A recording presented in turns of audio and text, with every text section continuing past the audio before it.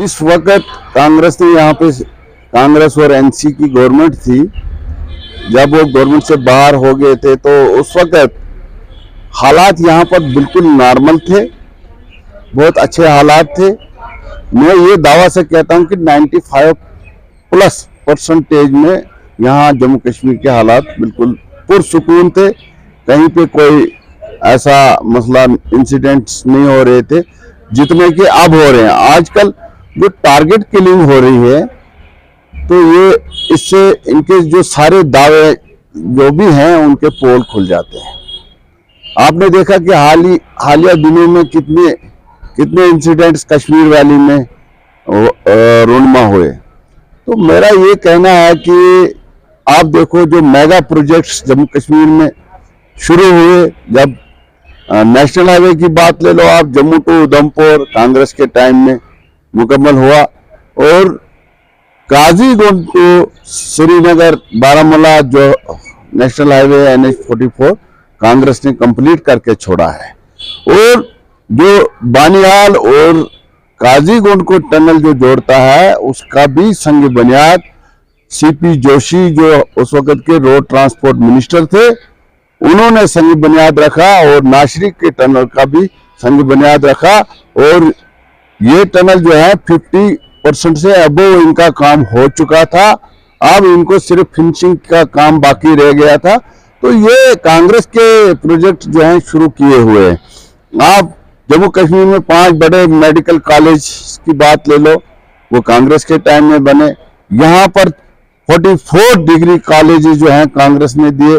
हालात सुधारने के बाद यहाँ पे बहुत बड़े जो मेगा प्रोजेक्ट्स हैं वो कांग्रेस ने यहाँ जम्मू कश्मीर के लोगों को दिए। अभी क्या आप इस बात को भूल गए हैं, जब हिंदुस्तान के वजीर आजम मनमोहन सिंह जी और सोनिया जी यहाँ पर आए, और उमर अब्दुल्ला साहब चीफ मिनिस्टर थे, वकार साहब यहाँ उस वक्त मिनिस्टर थे गवर्नमेंट में। तो ये 2012 में उन्होंने बानिहाल में रेल को हरी झंडी दिखा के बानिहाल बारामूला शुरू की, आज से 12 साल पहले।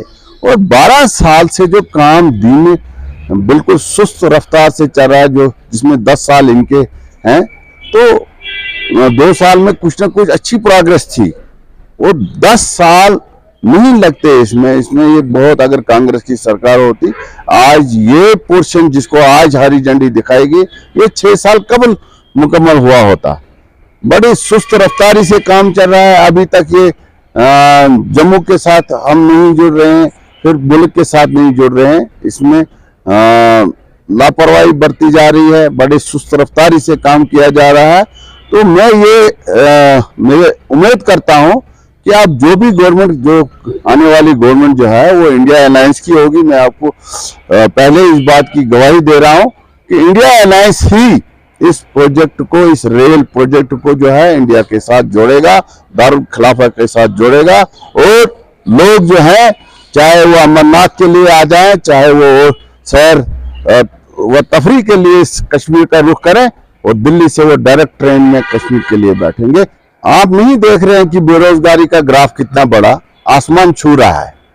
जहां ये कहा गया कि 2 लाख नौकरियां दी जाएंगी, जहां ये कहा गया कि हर एक व्यक्ति के अकाउंट में 15 लाख रुपया दिया जाएगा, जहां बहुत बड़े बड़े दावे किए जा रहे थे, इंडस्ट्रीज खोली जाएंगी यहाँ पे, बल्कि यहाँ पर जो है हम बैकफुट पे चले गए। हम बेरोजगारी से इतना जूझ रहे हैं।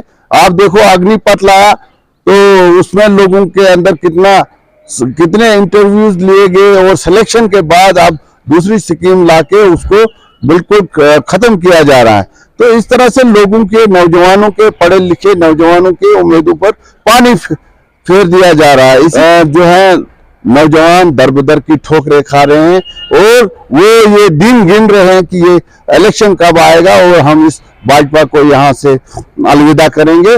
हमें अब इस भाजपा की कोई जरूरत नहीं है, जिन्होंने काफी बड़े दावे किए थे कि हम यहाँ पे पता नहीं क्या इनकलाब लाएंगे। 370 के बाद भी कहा था कि हम बहुत कुछ यहाँ पे करेंगे। यहाँ जमीन पर कुछ भी लोगों को नहीं दिखाई दे रहा है।